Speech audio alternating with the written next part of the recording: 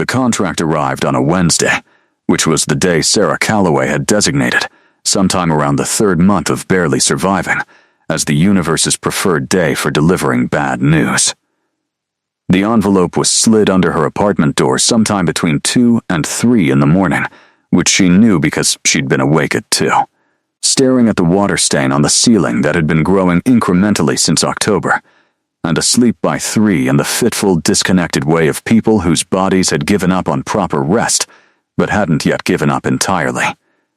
She found it when she went to make coffee, barefoot on cold hardwood, still wearing yesterday's clothes, because changing had seemed like an ambition the previous evening had been unable to support. Her name was on the envelope in ink so dark, it absorbed the morning light rather than reflecting it. Sarah Calloway.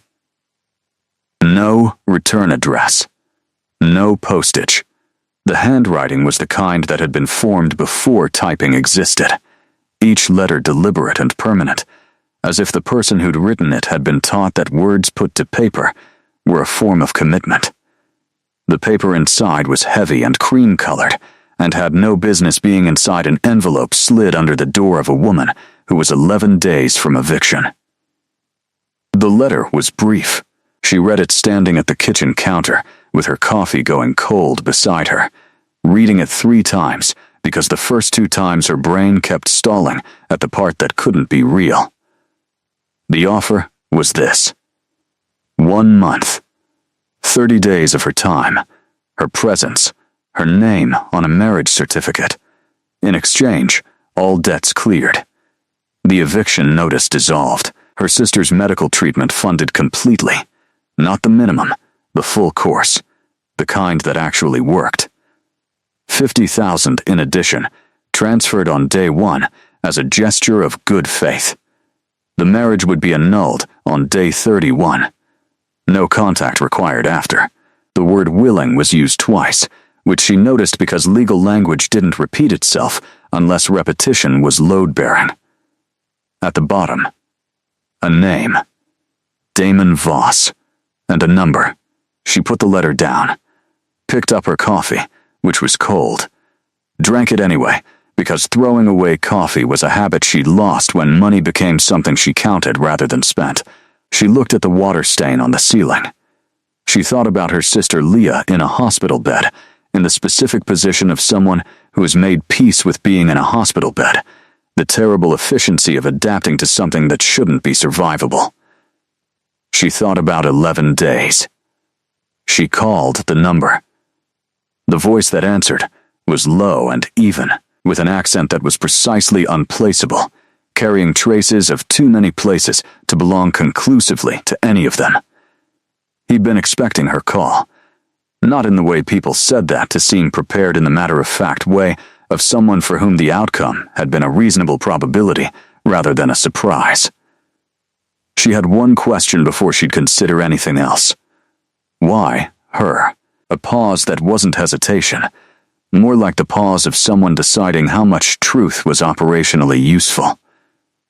Your name was given to me by someone who knew you when you were different from what your current circumstances suggest. Someone who thought your specific qualities were relevant to my specific requirements. She didn't ask who. She asked what qualities. Clarity, he said. Steadiness under pressure. The ability to function in situations that would compromise someone less grounded. He paused. Also a particular kind of integrity that doesn't perform itself. That simply exists. She looked at the eviction notice on her kitchen table, the letter from the hospital about Leah's next round, the stack of other envelopes she'd stopped opening because the information inside them had stopped being new. Tell me what 30 days actually means, she said. He told her. His household required the appearance of a committed relationship for a specific period related to a family obligation he didn't elaborate on. Her presence at several formal events, shared living arrangements, a suite of her own, her privacy completely maintained. After 30 days, the arrangement concluded. The annulment was already drafted. She'd never hear from him again, unless she chose otherwise. She stood in her kitchen on the cold hardwood floor in yesterday's clothes and made the decision that people made when the options had narrowed to the point where only one of them faced forward. "Fine," she said. 1 month. The car arrived the next morning. The apartment she was moved into was in a building that seemed to have opinions about the concept of luxury, the kind that whispered rather than shouted, marble and proportion, and the specific hush of spaces where sound was managed rather than simply absent. The suite she was given had 3 rooms, which was 2 more than her entire previous apartment, and a window that looked over the city from a height that made the city look like a different city, the one that existed in the imagination of people who'd never had to count it. He was there when she arrived, standing in the main room with the particular quality of someone who occupied space differently from most people, more deliberately, as if every position he took in a room was chosen rather than defaulted to. He was tall, the kind of tall that reorganized a room's geometry, and his face was the kind of face that painters had once been interested in, all clear angles and the specific shadows of strong bone structure. His eyes were dark, nearly black, and held the quality of depth that accumulated across time she didn't have a measurement for. He looked at her for a moment with an expression she read immediately as assessment that had already completed itself and moved on to something less legible. Then, he said her name.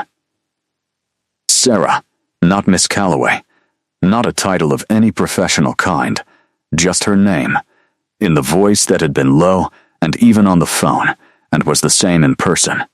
A voice that had decided long ago it didn't need volume to be heard. She looked back at him with the steadiness she'd developed across months of bad news arriving in official envelopes. The steadiness of someone who had learned that fear was information and panic was its misinterpretation. "So," she said, 30 days. Something moved at the corner of his mouth. Not a smile, the negative space of one, the place a smile might occupy if it decided to. 30 days, he confirmed. The first event is tomorrow evening. Sable will explain what that requires.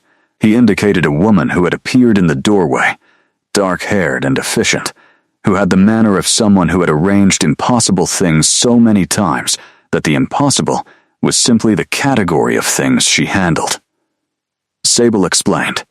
The formal events, the social geography of who mattered in whatever world Damon Voss inhabited and why, the things Sarah should know, and the things she should not appear to know. She explained with the clinical precision of someone briefing an operative, which made Sarah feel simultaneously like a professional and like a piece being positioned on a board she couldn't see the full dimensions of. She listened to everything, asked the questions that needed asking, took the notes that were useful, and committed the rest to the particular memory she'd developed, the one that retained structure and pattern even when details blurred. That night, in the 3-room suite that was more space than she'd had in a year, she lay on a bed that had never known a bad night's sleep and stared at a ceiling that had no water stains and thought about 30 days the way she thought about every defined period, as a container with a beginning and an end, survivable by virtue of being finite. 30 days. She could do 30 days. She had done harder things than living in luxury next to a strange and unsettling man for 30 days. She'd held her sister's hand through a diagnosis. She'd sat in the offices of people whose job was to tell her how much everything cost. She'd learned to open envelopes she didn't want to open and to keep her face arranged while doing it. This was easier than all of that. This was just 30 days. She closed her eyes and meant it when she thought it, and the fact that she meant it was the last honest thing she held on to before sleep arrived and the 30 days began.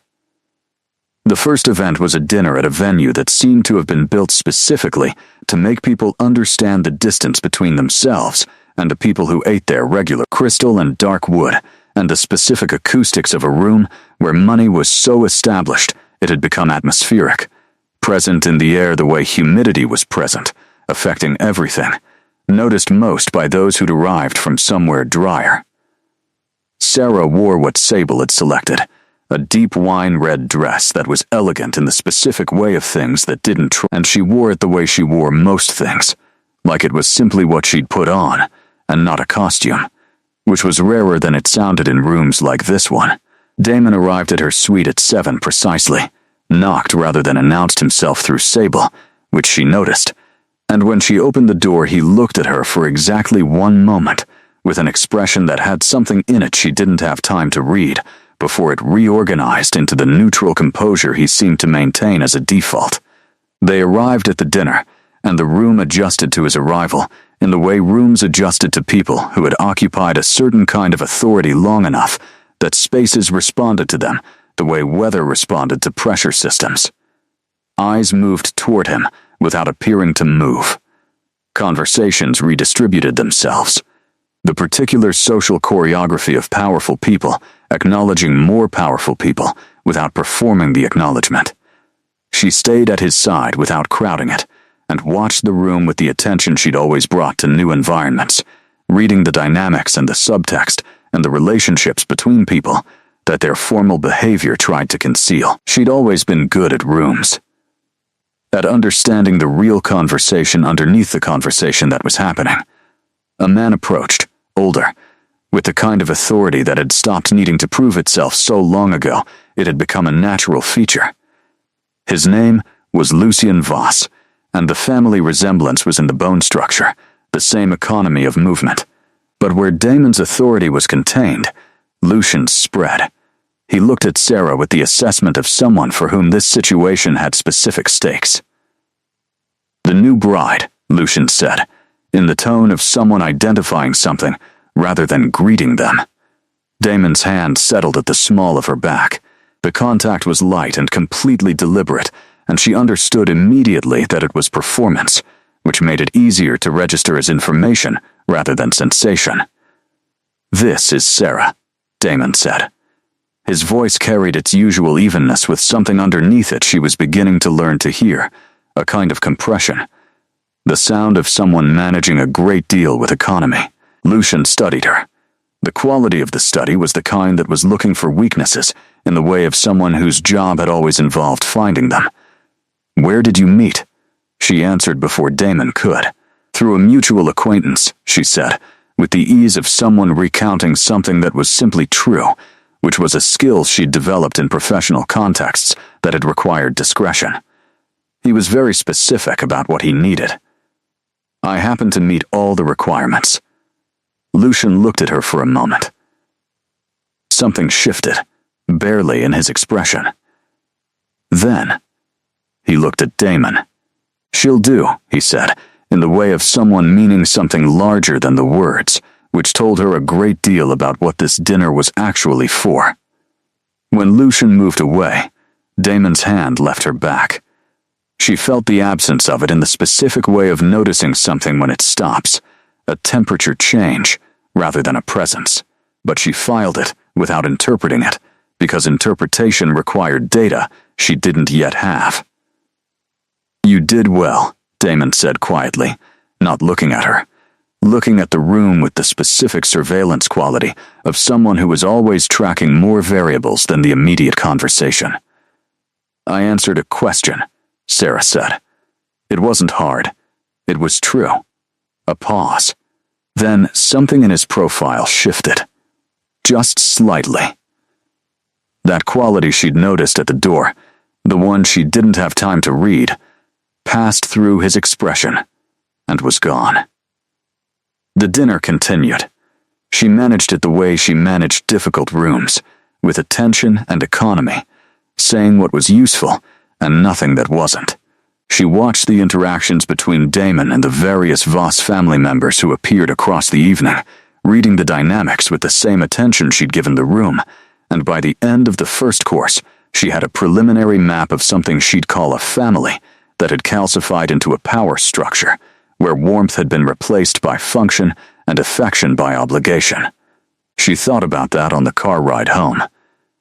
About the specific loneliness of a life that had been entirely organized around obligation. She wasn't going to feel sorry for him.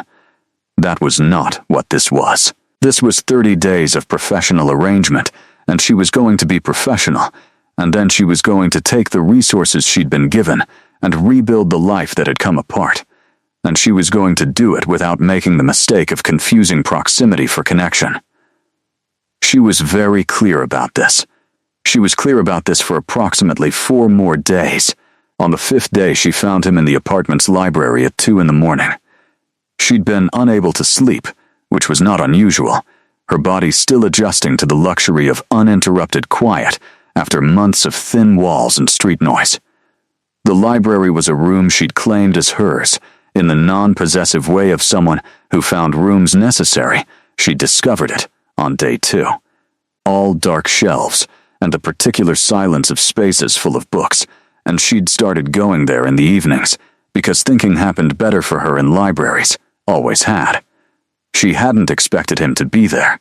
He was in the chair by the window, with a book open in his lap, and the city lights behind him, and he looked up when she entered with the quality of someone who'd heard her coming from further away than the door, which she filed under things about him she was accumulating, without meaning to.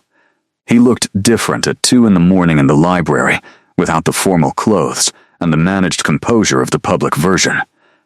More like himself, whatever that meant. More like someone whose face had a default setting that was quieter and stranger and less careful than what he showed rooms full of people. She came in anyway, because the library was her library for 30 days, and she'd paid for it in a specific way. She took the other chair, the one across the low table from his, and pulled her knees up under the oversized sweater she'd put on to move through the apartment at 2 a.m, and opened her own book, and they read in silence. The silence had a quality she hadn't expected. Not the silence of 2 strangers tolerating shared space. Something more inhabited. The silence of a room that had 2 people in it who were both actually present rather than just located there. After a while, without planning it, she looked up and found him already looking at her with an expression that reorganized itself too quickly for her to catch its full shape. The speed of the reorganization was its own information. People didn't reorganize expressions they didn't think needed managing. She went back to her book. But the silence had changed its quality, warmer and more aware of itself, and she stayed in it for another hour before going back to bed, where she fell asleep immediately and correctly, which hadn't happened in months. She didn't think about why. Day 8 introduced the complication she hadn't budgeted for. The complication was specific. It was not that Damon Voss was compelling, though he was, in the way that certain things were compelling because they contained more than was immediately visible and rewarded attention without demanding it. It was not the voice or the face or the way he occupied rooms differently from other people. All of those were observable facts she could file without consequence. The complication was that he was unexpectedly kind. Not in the performed way. Not in the way of someone executing a social protocol they'd been taught was required.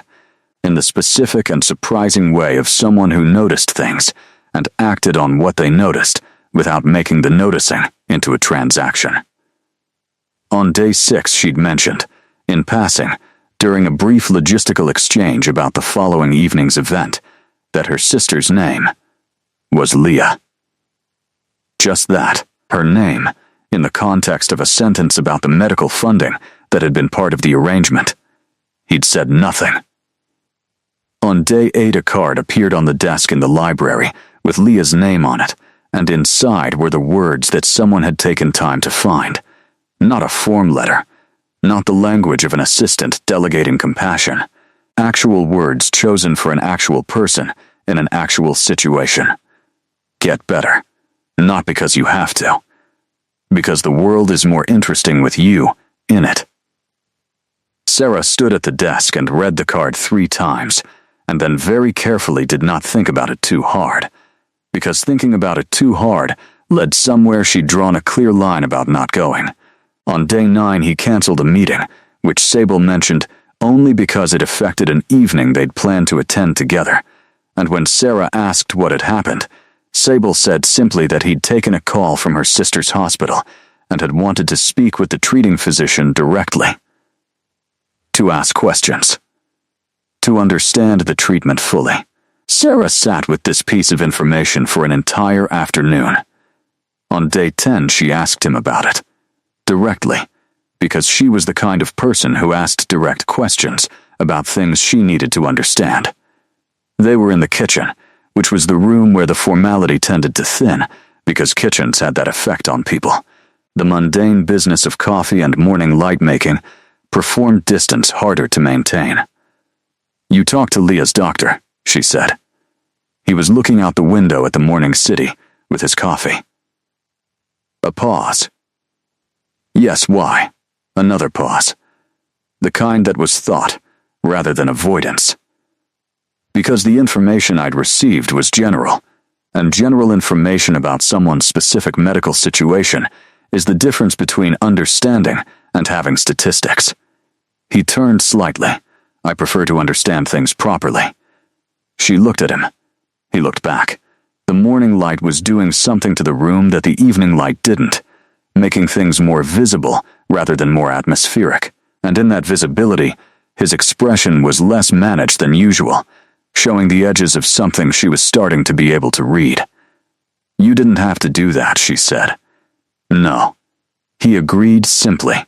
Then he went back to his coffee in the city and she went back to hers, and they stood in the same kitchen in the same morning light, and the silence between them had the same quality it had developed in the library, the kind that was company. The complication deepened across the days that followed with the specific patience of things that don't announce themselves, but accumulate. The way water found its way through stone, not by force, but by persistence.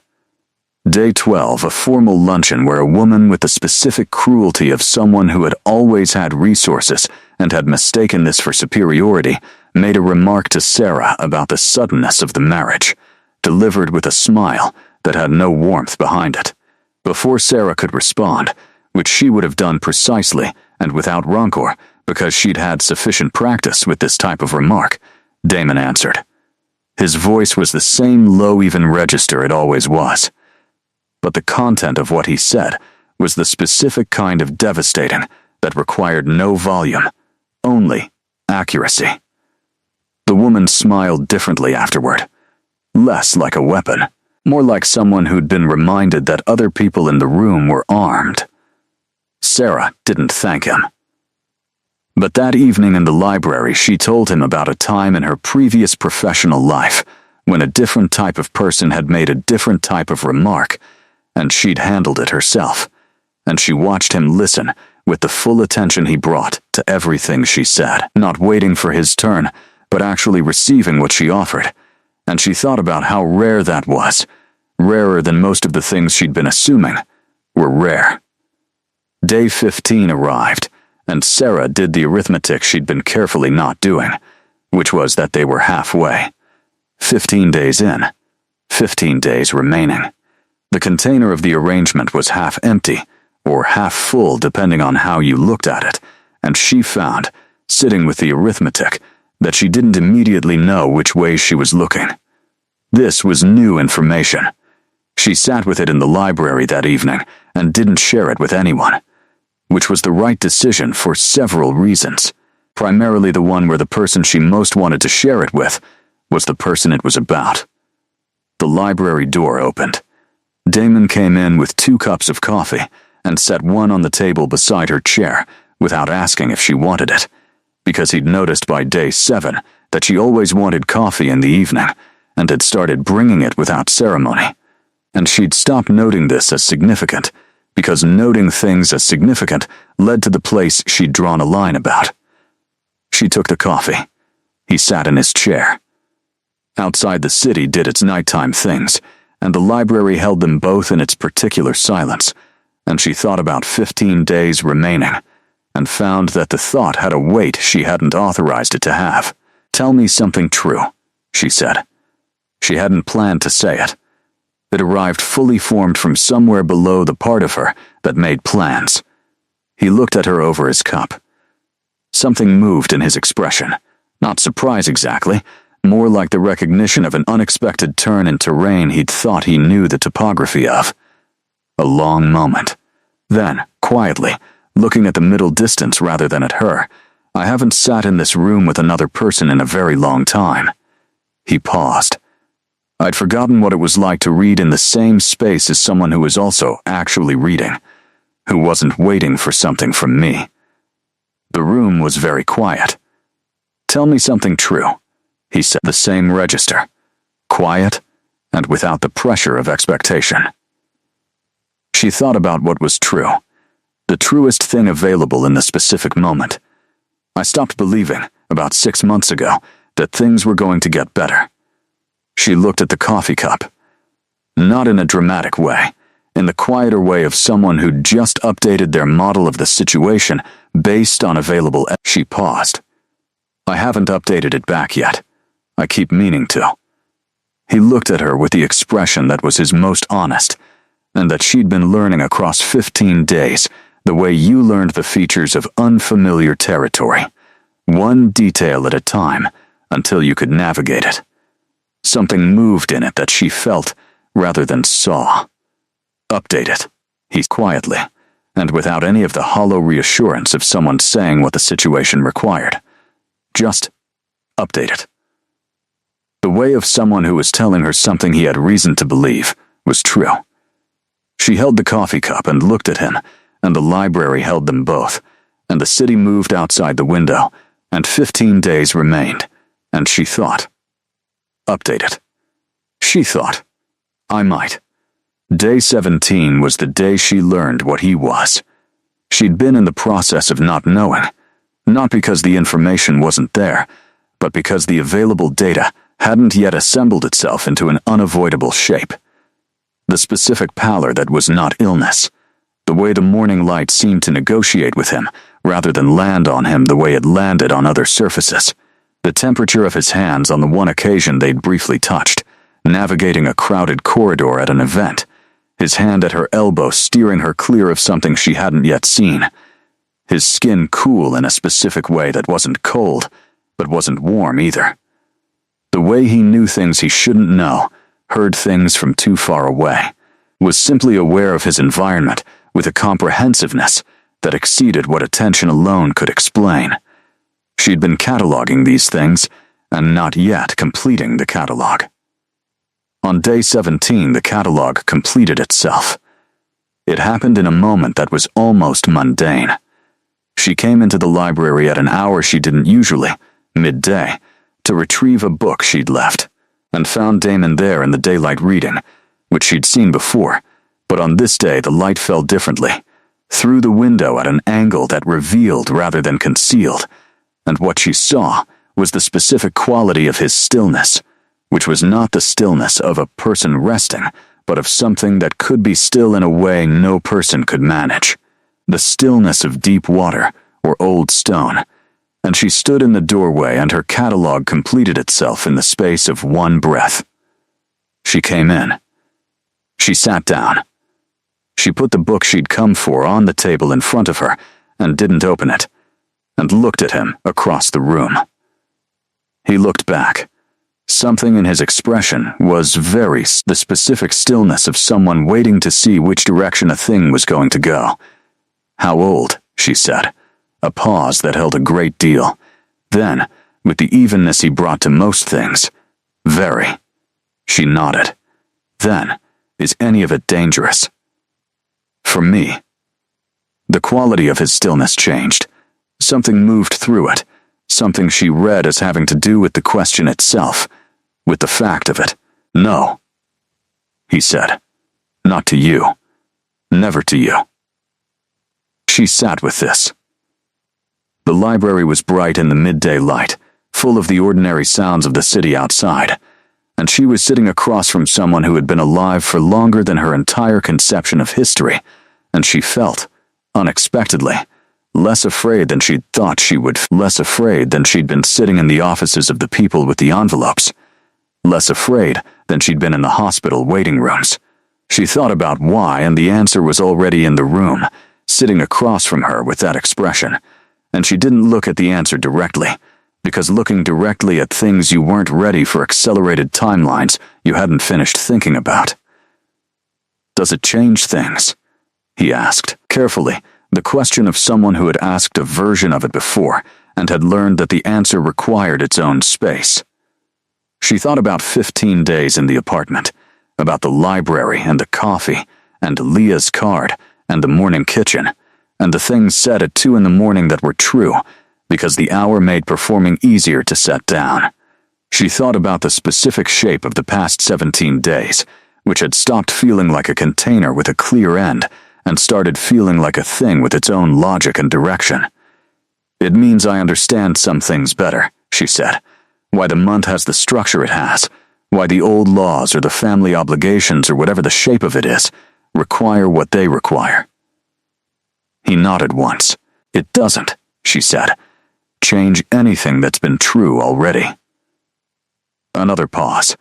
Something in his expression moved through several states she couldn't fully read, landing somewhere quieter and more complex. They sat in the midday library, and outside the city moved in the ordinary way of cities, and she thought about all the things that were true, regardless of how long something had been alive to accumulate truth. She thought, the quality of the silence in this room is the same as it was yesterday and the day before, and what that means is that who he is has been consistent across 17 days. And the additional information has not changed who he has been, and that's the relevant thing. She thought, update it. She opened her book. After a moment, he opened his. The midday light shifted slowly across the library floor. Outside, ordinary life moved in its ordinary directions. Inside, 2 people read in the same room in the particular silence of people who had arrived at a new level of knowing each other and were sitting inside it quietly, getting used to the space. Day 20 brought Leah.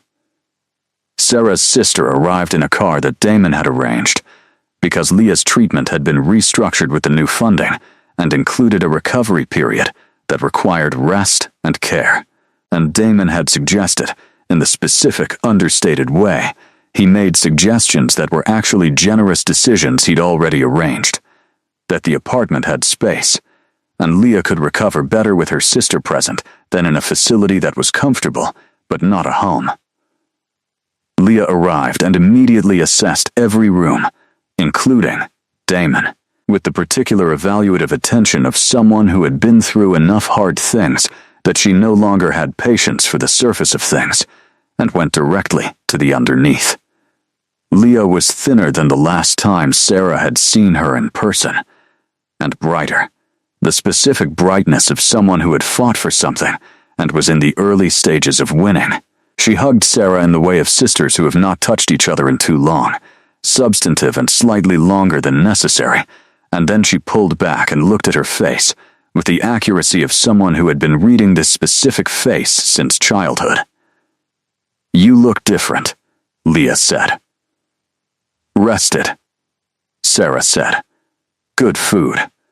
"That's not what I mean," Leah said. She met Damon that evening at dinner, the 3 of them at the long table in a configuration that felt both formal and unexpectedly natural. Leah was unembarrassable in the way of people who had passed through too much to care about social performance, and she asked Damon direct questions with a cheerfulness that softened them without withdrawing their substance. What do you do with yourself? What did you notice about my sister that made you certain?" "That last one." Sarah looked at her plate. Damon answered without hesitation. "Her attention," he said. "Most people look at things and see their category. She looks at things and sees the specific thing they are." Leah looked at Sarah with an expression Sarah knew too. Later, when Damon had given them the specific privacy of being in a different part of the apartment, Leah sat across from Sarah on the sitting room sofa, with both feet tucked under her and both hands around a mug of tea, and her expression entirely undisguised. "Sarah," she said, in the tone of someone about to say something that had been obvious to everyone except the person being addressed. "Don't," Sarah said. "I'm going to," Leah said. 10 days left. "I know," Sarah said. "And then what? and then the arrangement concludes. Sarah kept her voice level, as agreed. Leah looked at her with the specific accuracy of someone who had been reading her for 28 years. Right, she said. The arrangement. She sipped her tea. And are you going to be fine? Of course, Sarah said. And the steadiness of her voice was the same steadiness she'd brought to envelopes and offices and hospital waiting rooms, but underneath it, in the place she didn't show rooms or arrangements or herself after midnight, there was something she hadn't inventoried, hadn't authorized, that was answering the question differently. Leah didn't. That was the thing about real love. It knew when to leave space. She just looked at her sister over her tea with the eyes of someone who already knew and was giving her time to catch up. 10 days, Sarah thought. The container had 10 days left. She went to sleep that night and lay in the dark and did the arithmetic she'd been refusing to do, and found that the answer was the one she'd been not finding for a while now, clear and inconvenient and present in the room with her, the way true things were present, too real to be ignored regardless of how efficiently you try. Day 23, and the formal obligation that the entire month had been arranged around, finally arrived. A gathering of the Voss family and its associated orbit, a thing that apparently happened at specific intervals and carried the weight of ritual even when it called itself a dinner. Sable prepared Sarah with more intensity than the previous events, which told her this one mattered differently. The venue was a private estate outside the city that had the quality of places that had been in a single family's possession long enough to have absorbed the family's personality rather than reflecting it, as newer wealth did. Stone and age and the specific atmosphere of somewhere that had seen a great many things and had decided opinions about most of them. Lucian Voss presided. There was no other word for what he did in a room. Other people occupied a room, even powerful people. Lucian Voss administered one. He moved through the gathering with the quality of someone taking a report, and when his eyes landed on Sarah, they did so with more attention than the previous dinner. The attention of someone who had been thinking about her since they'd last been in the same room. She held it steadily. She'd had 36 days of practice at this point, not counting the months before, and her steadiness was not performance. It was structural. "You've been here a month," Lucian said, when he arrived at her side with the timing of someone who had decided to have a specific conversation and was now having it. "Almost," she said, "and you understand what being connected to this family requires." She understood what he was actually asking, which was whether she understood what Damon was, and whether she'd be a problem about it, and whether the arrangement had been a mistake. She understood the shape of the question without the words. "I understand that some things are older than the forms they take," she said, "and that the requirements they carry were established for reasons that made sense when they were established." She met his eyes. "I understand that someone I've spent 30 days with is more than the circumstances that brought us into the same room." She paused. "And I understand that what you're actually asking me is whether I'm stable enough to know what I've been living inside." Lucian was quiet for a moment. His expression did something she hadn't seen it do before. Something that was not warmth exactly, not in a man whose personality had been built around function, but the precondition for respect, the moment before it arrived. "Are you," he said, "more than I expected to be?" She said honestly. He studied her for another moment. Then, "Damon has not been uncomplicated in our family's experience. He has been responsible and capable, and those things are not nothing. But uncomplicated is not a word we've applied to him." She heard the thing underneath this, the history of a long life in a complicated family, the things accumulated across time she didn't have context for. "In my experience," she said carefully, "the uncomplicated things are usually the ones that haven't been looked at closely enough." Lucian almost smiled. It was the most his face had moved toward warmth in both their encounters. He inclined his head, slightly, the gesture of someone acknowledging a point they hadn't anticipated, conceding. He moved away. Damon materialized at her side within moments. Because he'd been tracking the exchange with the comprehensive environmental awareness she'd stopped being surprised by, and he looked at her with the question she'd learned to read in his face. The one that asked without asking how she was, whether she needed anything, whether the situation required his intervention. "I'm fine," she said, before he could arrange the question into words. He looked at her for a moment. Something in his expression was quieter than usual, showing more of whatever lived underneath the managed composure. Then, low and only for her, "You didn't need to defend yourself to him." "I wasn't defending myself," she said. "I was having a conversation with someone who needed to have it. There's a difference." He was quiet. "Then, there is." He looked across the room at Lucian. "He's not easy to have conversations with." "Nobody worth having a conversation with is easy," she said. She felt more than saw the small shift in him, the specific change in his presence that happened when something she said landed in a way that rearranged something internal. She'd been noticing it for days, the way certain things she said or did moved through him in a visible way he didn't seem entirely aware of. 7 days, she thought. The container had 7 days. She had stopped thinking of this as the count toward a conclusion and had started thinking of it as something else. The kind of countdown that preceded a decision rather than an ending. She hadn't decided anything yet. But she was aware of the decision forming in the way you were aware of weather changing. The pressure shift before the rain arrived. The evening continued, and she moved through it with the ease she'd developed across 23 days of this life, understanding the room, reading its dynamics, finding the things worth finding. She talked to a woman named Murray, who had a quality of stillness that suggested her own history with time, who spoke about the Voss family with the measured fondness of someone who'd been adjacent to them for long enough to have real opinions.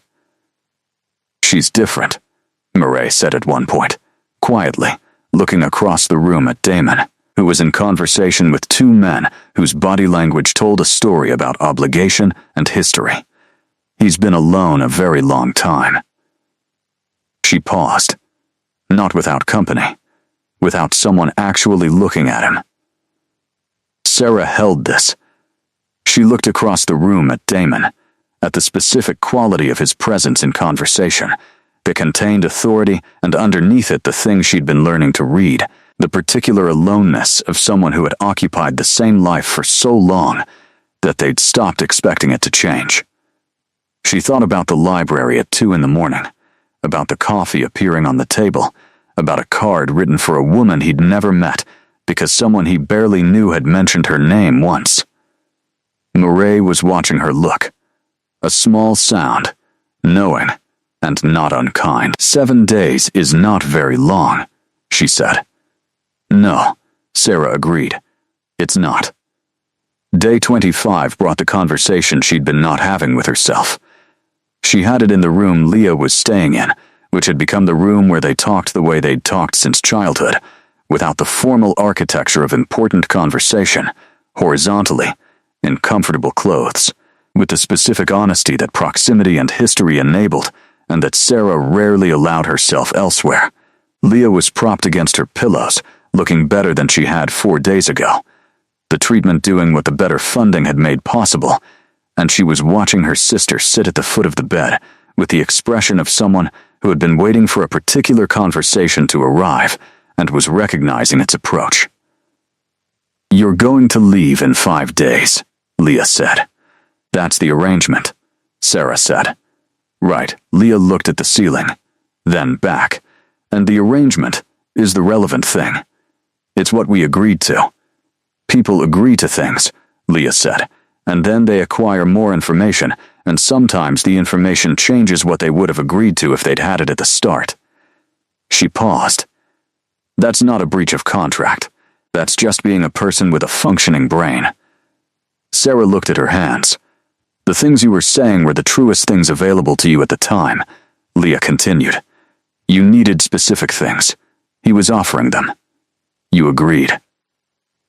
She paused, But that was 25 days ago, and you are not the same person you were 25 days ago. And more importantly, the situation is not the same situation. It's the same contract, Sarah said. Leah looked at her with the accuracy of 28 years. Tell me honestly, she said. Not what the contract says. What do you want?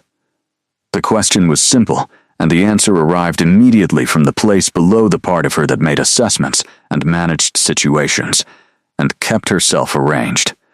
And it was so clear and so complete that she sat with it for a moment just to make sure it was real, that it was a genuine answer, rather than a feeling she'd mistake for one. I want 5 more days to not be the end, she said. Leah waited.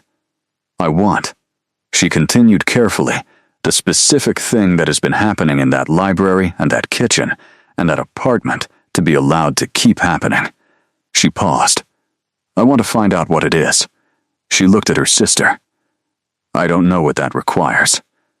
It requires telling him, Leah said, in the direct way of someone who had never confused knowing a thing and saying a thing as the same step. He may not want the same thing, Sarah said.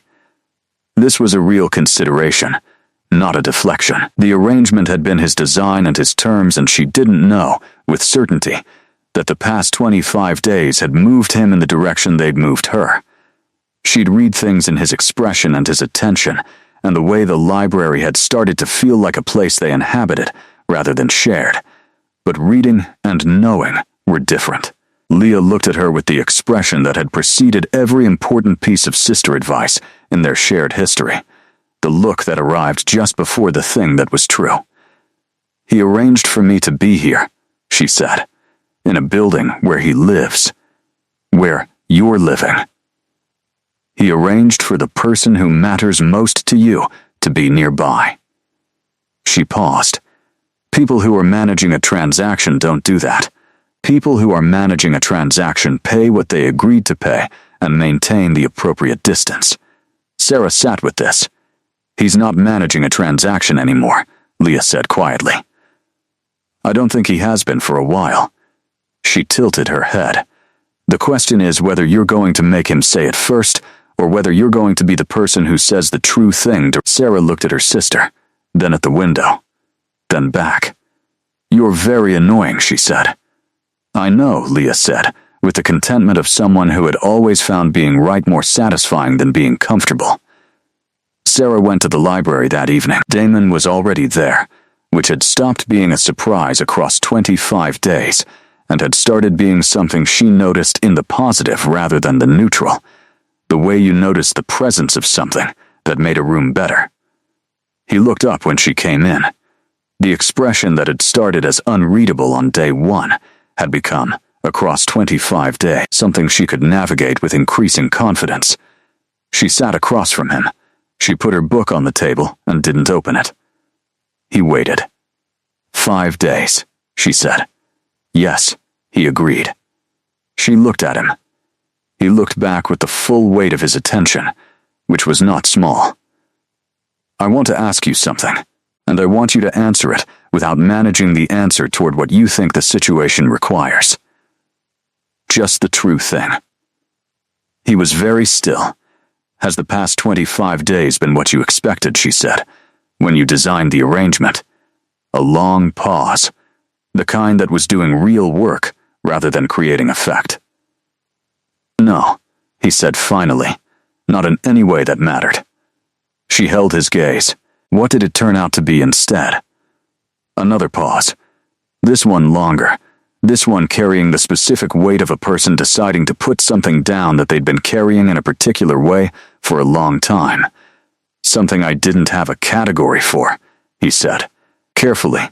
Something that started as a requirement and became a preference, and then became something that I don't have adequate language for, because the language I have was developed for situations I've experienced before, and this isn't one of them. His voice held its usual evenness, but underneath it, there was something uneven, something she'd never heard in it before, the sound of honesty that cost something.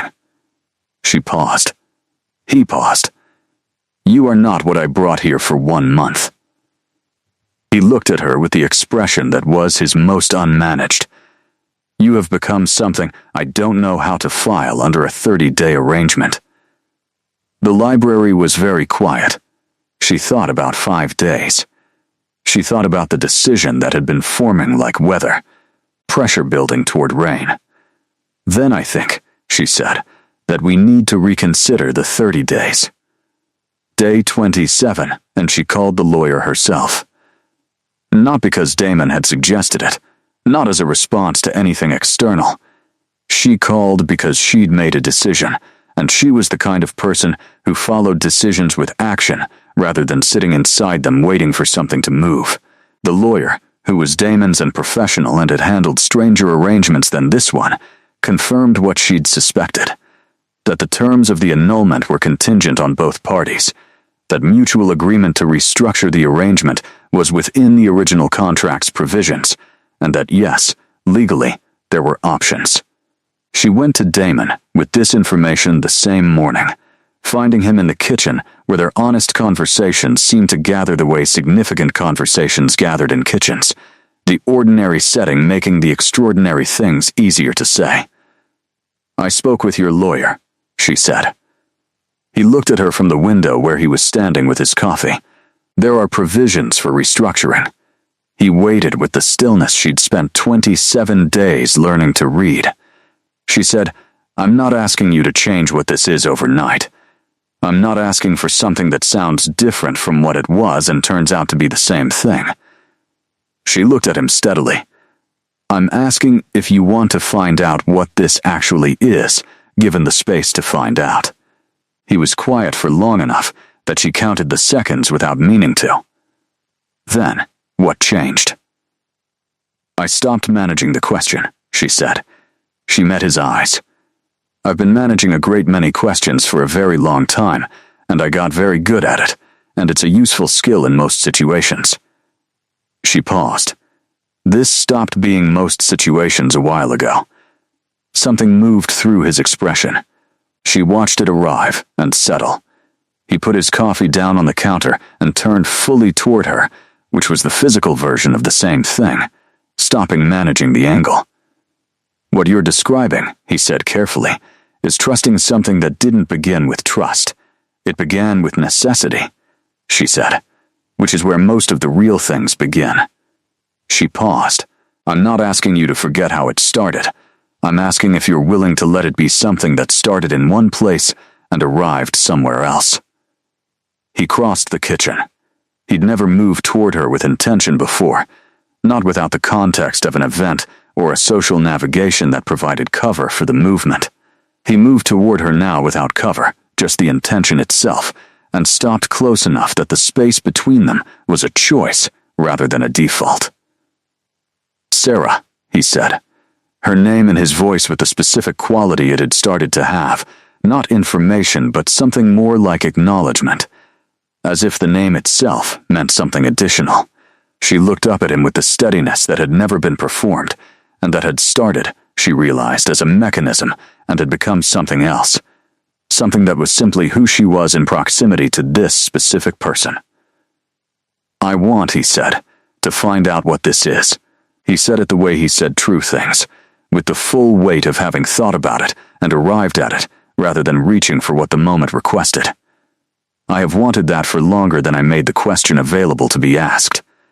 His expression was entirely unmanaged, the first time she'd seen it fully, without any layer of the careful composure he'd built around himself.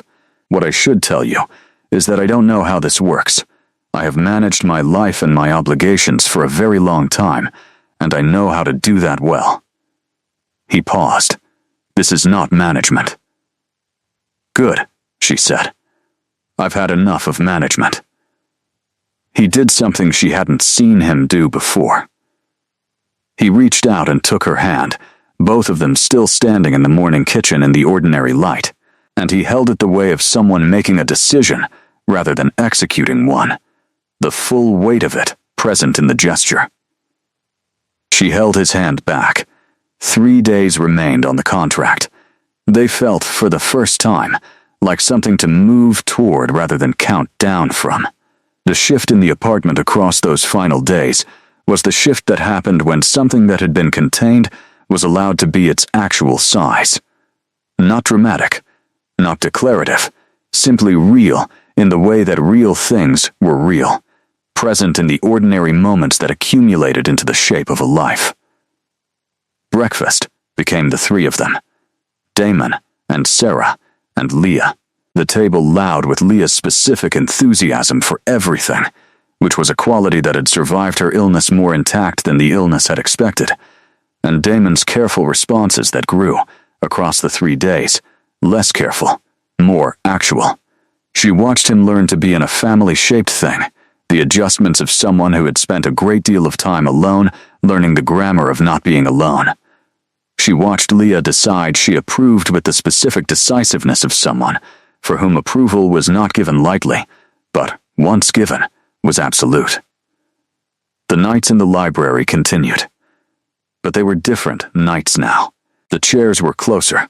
The silences were the same quality but contained more, held more of what was between them, the way a container fills differently once the question of what it holds has been answered.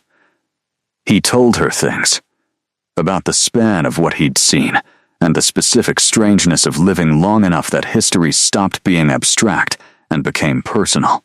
The way you might speak of a city you'd visited, becoming the city you'd known before the buildings changed. He told her about the Voss family obligations, and the specific shape of a life structured around rules established before anyone currently living had been alive to participate in making them. He told her about the loneliness that was different from being alone. That was the specific condition of being present in the world without being seen by it, of moving through rooms full of people who saw the category and not the thing. She told him things back. About her father, who had been kind in an impractical way that hadn't survived practical circumstances, and what she'd learned from watching someone she loved fail to it. About Leah before the diagnosis, the specific version of her sister who had believed without limit that the world would accommodate whatever she wanted to do with it, and how that belief had been tested and had survived, modified, but essentially intact. About the 6 months she'd described as not believing things would get better, and what that had felt like from the inside, the particular gray quality of a life you'd stopped expecting to improve. He listened to everything with the attention that was his particular quality, the attention of someone for whom listening was not preparation for speaking, but the actual purpose. On day 29, she said, "When I came here, I told myself I wouldn't confuse proximity for connection." He looked at her from across the library. A pause. "And now I think I was wrong about what proximity was," she said. "I thought it was physical closeness creating the illusion of knowing someone." She met his eyes. "But proximity is just the condition that makes knowing someone possible. It's not the thing itself. The thing itself is different." "What is the thing itself?" he said. She thought about it properly rather than answering. "The thing itself is," she said, "choosing to see someone. Not the category, not the situation, not what they represent, the specific person they are." She paused. "That's a choice. Proximity just means you have enough information to make it." He looked at her for a long moment with the expression that was his most honest and that she now knew well enough to read fully. Then, quietly, "You saw me." She held his gaze. Yes, the library held them in its silence.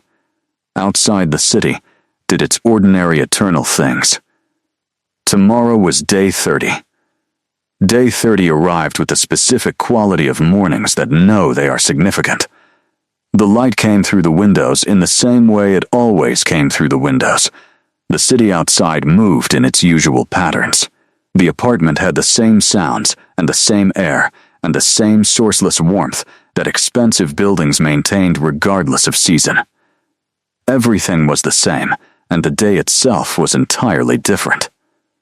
Sarah woke early. She lay in the bed she'd been sleeping in for 30 days and looked at the ceiling that had never developed a water stain and thought about the day ahead with the specific attention she brought to days that required it. The annulment papers were on the desk in the sitting room. They'd been there for 3 days, prepared in advance by the efficient machinery of Damon's legal arrangements. 2 signatures required. The conclusion of one thing. She got up. She dressed. She went to the kitchen and made coffee the way she'd learned to make it in this kitchen across 30 days, and she stood at the window and looked at the city and let herself feel the full weight of what she was standing inside. 30 days. It was an arbitrary number, established for reasons external to both of them, calibrated to an obligation and a family tradition and an old law about what constituted sufficient time for an arrangement to be considered fulfilled. She'd accepted it because it had been offered, and she'd needed what was attached to it. And now it was day 30, and she was standing in the kitchen with her coffee, and she knew, with the clarity that had arrived on day 25, and had only grown more specific since, that 30 days was both too long and not nearly long enough. Damon came in. She heard him before she saw him, which was the normal order now, her own awareness of him having expanded across 30 days into something more comprehensive than she'd authorized. He came to stand beside her at the window, and she handed him her coffee. Not hers. The one she'd made for him, because she'd started doing that at some point, without noting the exact day. He took it. They stood at the window. The city moved below in the ordinary morning way. "The papers are on the desk," she said. He looked out the window.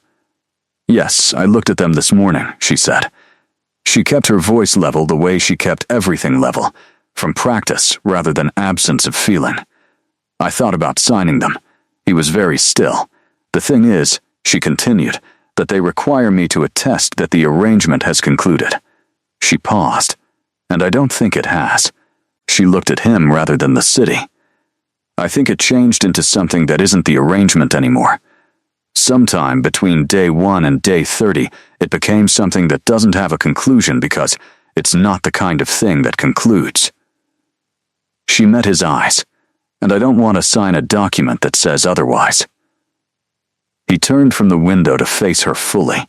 The morning light fell on him in the specific way of morning light in kitchens, the most honest light there was, and his expression was entirely unmanaged, showing all the layers at once, the careful centuries of composure, and underneath it the things she'd been finding across 30 days, the specific and irreducible reality of who he was. He reached past her and picked something up from the counter.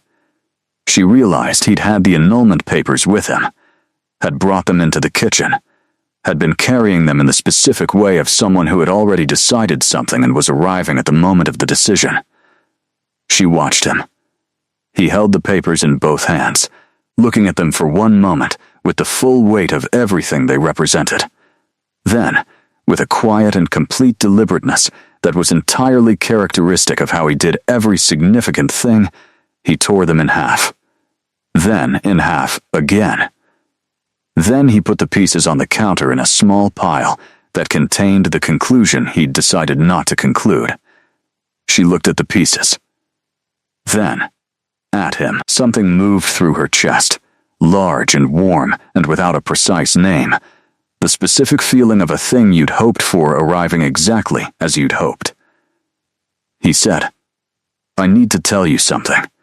His voice was the same low even register, but with the specific quality underneath it she'd first heard on day 29, the unevenness of honesty that had cost something to arrive at.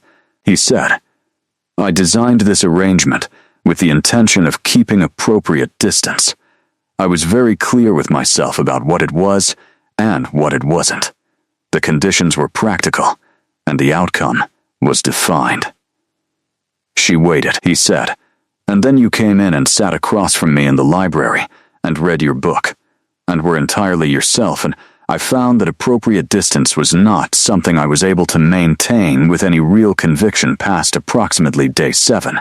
He looked at her with the expression that was his most unguarded, the one she'd been learning for 30 days, and would be learning for a long time after. He said, "I have been alive a very long time. long enough that most things have become familiar, and familiarity has become the primary quality of existence. He paused. You are not you are the specific and particular thing you are, and I have found that I want to keep finding that out. He looked at her steadily. I'm not tearing up a contract.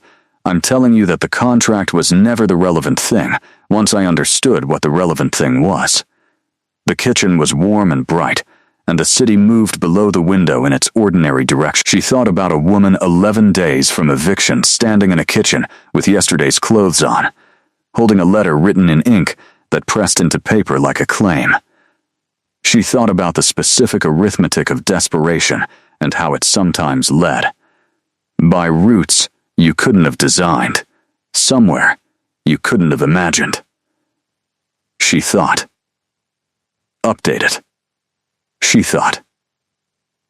She closed the distance between them, the space that had been carefully maintained and then gradually reduced, and that was now, on day 30 in the morning kitchen, simply a choice being made with the full information she'd accumulated across 30 days of paying the attention she'd always paid.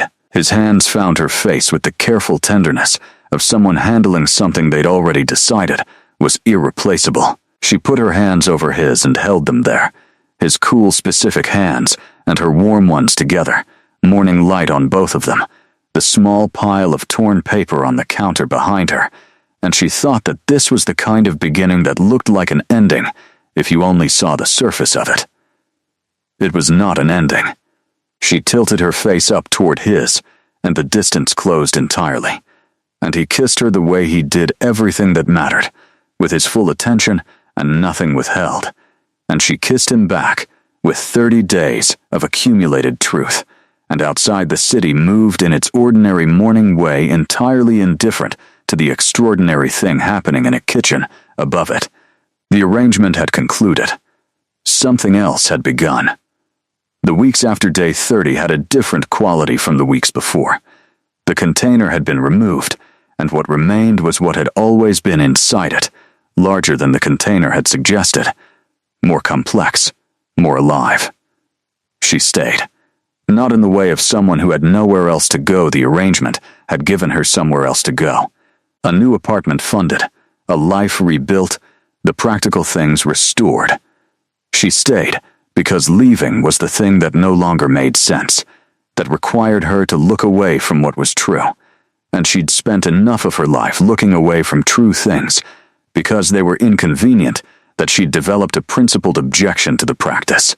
Leah stayed for 3 more weeks, her recovery progressing with the specificity of someone who approached getting better the same way she approached everything, with an enthusiasm that made it personal.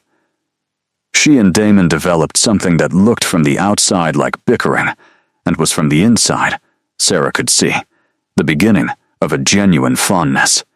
The kind that happened between people who were too honest with each other for social comfort, but found the honesty refreshing once they'd adjusted. He's very old, Leah said one morning, in the way of someone stating a verified fact. Extremely, Sarah said. And the not human thing. You're okay with that? Sarah considered the question properly. I've thought about the not human thing, and what I find is that who he is across 30 days of actual proximity is more legible to me than any category. She paused. The not human thing is real and true, and it means specific practical things I'm still learning about, but it doesn't change the thing I know, which is who he is. Leah looked at her with the accuracy she'd always had. And who is he? Someone who listens, Sarah said. Someone who tells the truth, even when the truth costs something. Someone who notices what matters to the people near him, and acts on what he notices without making the noticing into a performance. She paused. Someone who is genuinely lonely in a way that has nothing to do with being alone, and who is, I think, less lonely now. She looked at her, someone who tore up a piece of paper on day 30 in a way that was the truest thing I'd ever seen anyone do. Leah absorbed this. Then, with the simplicity of someone for whom the conclusion was already obvious, you love him.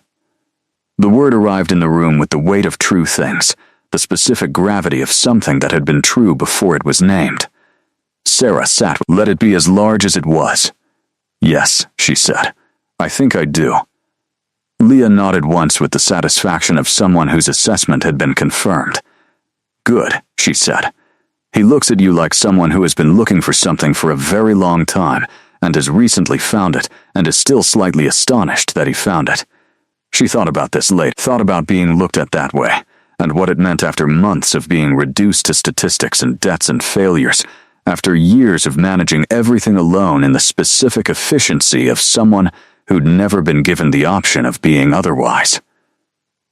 Being looked at like something found. She went to Damon that evening, not to the library, to the observatory room on the upper floor, where he sometimes stood and looked at the city at night in the specific contemplative way that she'd come to read as his version of needing to be inside his own thoughts. She came and stood beside him, and he made space for her presence without moving to create it, the natural adjustment of someone who had learned her proximity as a welcome thing. I need to tell you something, she said. He turned slightly toward her. I love you, she said. In the direct register of someone saying a true thing, because it was true, and because clarity was always better than its alternative. Not because of what you provided. Not because the 30 days were easier than the year before them. She looked at him steadily. Because of who you are in a library at 2 a.m. Because of a card written for my sister. Because of the way you listen. Because of a piece of paper you tore up in a kitchen. Because the conclusion it represented was the wrong conclusion. He looked at her with the expression that she had a word for now, that she'd had a word for since the kitchen, the expression of someone who had found something they'd stopped expecting to find and was still slightly astonished by the finding. He said, I have been careful, across a very long life, about the things I allowed myself to need. He said it with the full evenness of his voice, which no longer read to her as composure, but as characteristic. Simply the way he sounded. The way he thought. I was careful because need creates vulnerability, and vulnerability across the specific span of my experience has consequences that take a long time to recover from. He looked at her. I have not been careful about you. She waited. I need you to know that, he said. That what I said on day 30 was not the momentum of a significant moment. I have thought about it with the deliberateness I bring to things that matter, and the conclusion is the same. He paused. He moved toward her in the way he'd moved toward her in the kitchen on day 27, with intention rather than cover. You are the specific and particular thing you are, and I find that I love that thing. He said it, plainly. The way she'd said it. The full weight of it. No performance. I love you, Sarah, with the entirety of what that means for someone of my age and nature. Which is considerable. She thought about the water stain on her old ceiling, and the eviction notice, and the envelopes she'd stopped opening, and the specific gray quality of a life she'd stopped expecting to improve. She thought about a letter pressed into cream paper arriving on a Wednesday. She thought, this is what updating looks like. She put her hand against his chest, over the place where his heart moved in its slow and ancient rhythm, and he put his hand over hers, and they stood at the window looking at the city below, which was ordinary and eternal and entirely ignorant of what was happening above it.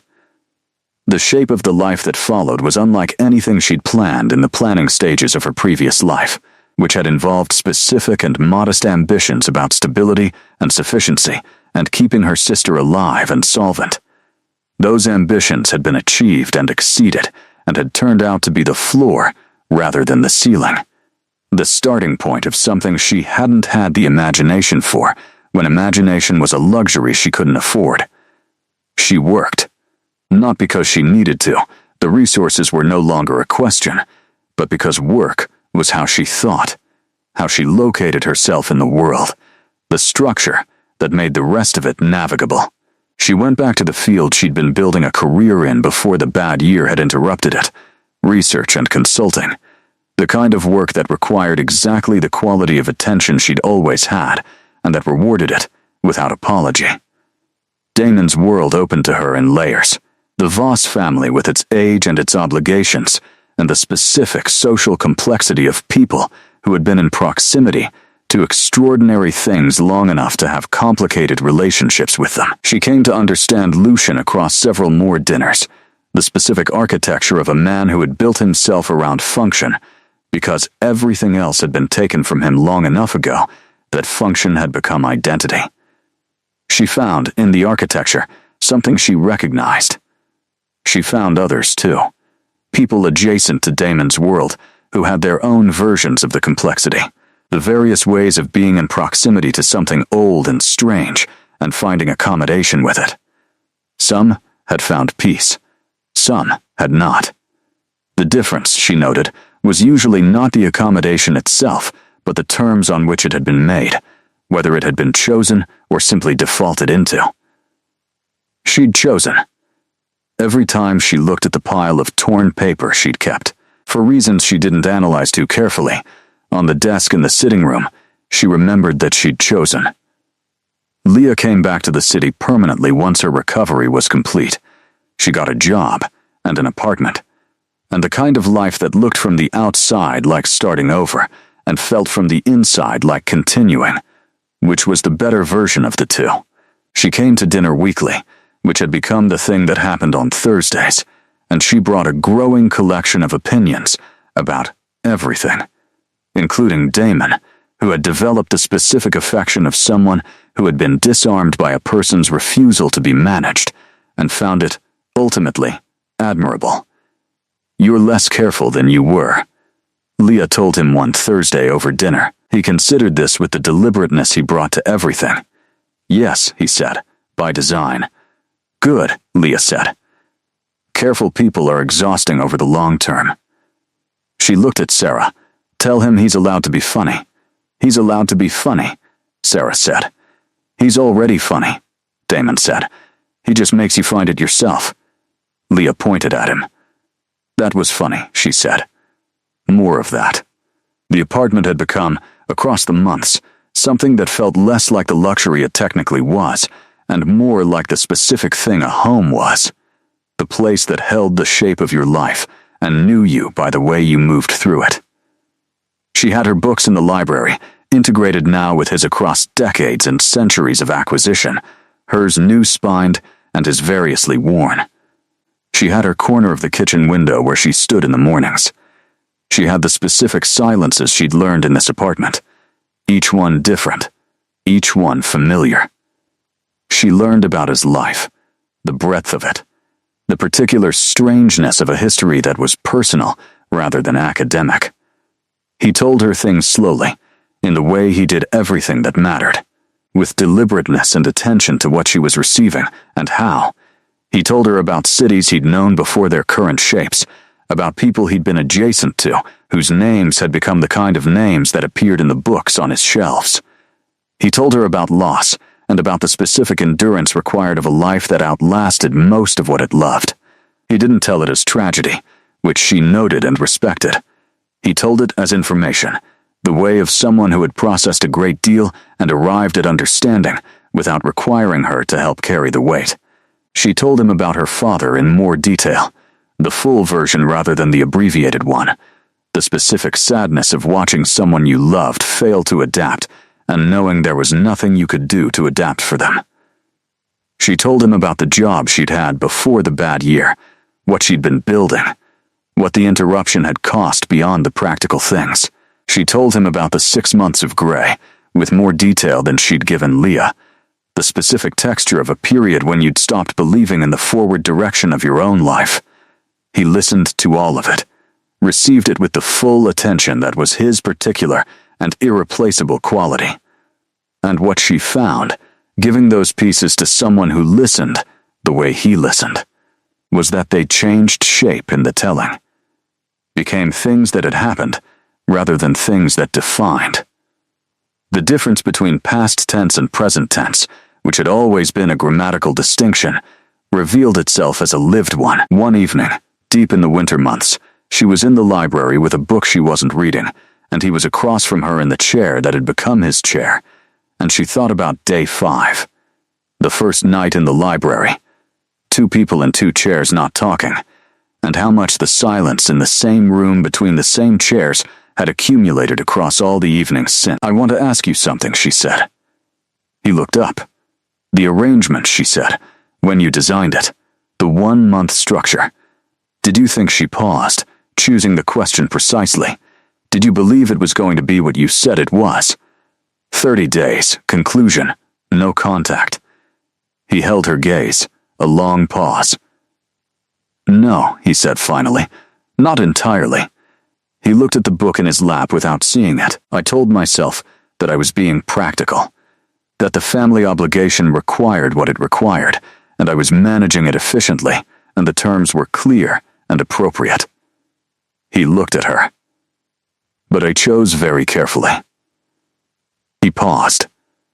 "Someone who researched your specific qualities was looking for something more than a contractual convenience." He said it with the honesty that had cost him something on day 27, and cost him something now, different and smaller, because honesty became cheaper with practice. "I was not entirely honest with myself about what I was looking for." She looked at him. "And when you found it?" "I tore up the paper," he said simply. He looked at her with the expression that still made her aware of how it had developed from the unreadable into the fully legible across a specific period of days. The expression of someone for whom the sight of her face was a specific and personal pleasure. The winter evening held them in its particular quality. Outside, the city was doing its cold and lit and ordinary things. Inside the library, the silence had the warmth and weight of all the evenings accumulated inside it, all the true things said and received, all the distances crossed, and the careful spaces set down. She thought about 30 days as a beginning. She thought, what an astonishing thing to have fallen into. Spring arrived, and with it the particular quality of things beginning again. The light returning in increments that were noticeable only in accumulation. The city outside the window growing brighter by degrees, until one morning she stood with her coffee and found the whole city gold. There was a conversation she'd been circling for weeks. Not avoiding it, she'd given herself credit for having moved past avoidance as a primary strategy for difficult things. Circling it the way you circled something large that required the right angle of approach. It had to do with time. She sat with it one morning alone in the library, the good morning light doing what it did to the books and the shelves and the worn places on the armchairs, and she let herself think about it with the full attention she usually deployed on things she'd decided to understand, rather than manage. Damon was old. She knew this in the abstract, and she'd known it in increasingly specific ways across the months, the references and the memories, and the particular quality of someone for whom history was personal. He would continue to be old, or rather to be what he was, across a span that made her own lifespan look like an afternoon relative to a year. She would live the normal length of a human life, which was not short in absolute terms, and was very short in relative ones. She didn't know how she felt about this yet. That was the honest answer. She hadn't resolved it into either peace or grief. She'd been sitting with the complexity of it, the specific tangle of loving someone whose timeline was entirely different from yours, the particular form of loss built into the structure before anything else had even happened. He found her there, which was not unusual, and he came in and sat in his chair and looked at her with the reading face quality that became, after a moment, the recognition that she was in the middle of something. She said, "I've been thinking about time." He waited. "About the gap in ours," she said, "the specific arithmetic of it." She looked at him steadily. "I'm not asking you to solve it. I don't think it has a solution. I'm telling you it's something I'm sitting with." A long pause. Then, carefully, "What do you want to know about it?" "I want to know," she said, "how you think about it. From where you are. With your specific experience of she gestured at the breadth of it, the centuries, the things she didn't have adequate language for." He was quiet for long enough that she knew he was answering properly rather than quickly. When he spoke, it was with the evenness that held something more alive underneath it. "I think about it," he said, "the way I think about most true things, which is that it's real, and the reality of it doesn't change what else is real." He met her eyes. "What is real is that you are here. What is real is that this specific period, however it measures against any other, contains what it contains." He paused. "I stopped, a very long time ago, measuring things against other things. It makes the thing in front of you smaller without making the other things larger." She held this. "What I know," he continued, "is that I will remember." He said it plainly, without drama, in the register of a fact being stated. "Whatever comes after, I will carry what this is the way I carry everything that has mattered." He looked at her with the expression she knew. He said, "And what this is has mattered more than I had terms for before you provided them." She thought about that for a long time, about being carried by something that would continue. The thought was both sad and not sad, containing its own contradiction the way true things often did. She said, "I don't want to spend the time I have thinking about the time I don't have." He said, "No." She said, "I want to spend it actually here." He said, "Then, be here." The simplicity of it was the point. She looked at him across the library and felt the full weight of the specific and irreplaceable thing they'd built from 30 days, and a torn piece of paper, and two people being honest with each other across a series of evenings in 2 chairs. She felt it the way she felt true things, in the place below the part of her that managed and assessed and kept itself arranged, the place that simply knew. She crossed the library and sat on the arm of his chair, which was something she'd started doing sometime in the winter, and which had become the thing she did when the distance of 2 chairs was more than the moment required. He shifted to accommodate her in the practiced way of someone who had adapted to this as the natural configuration, his arm coming around her with the ease that was only possible on the other side of 30 days of other things. She leaned against him. He was cool and still and present in the specific way that was entirely his.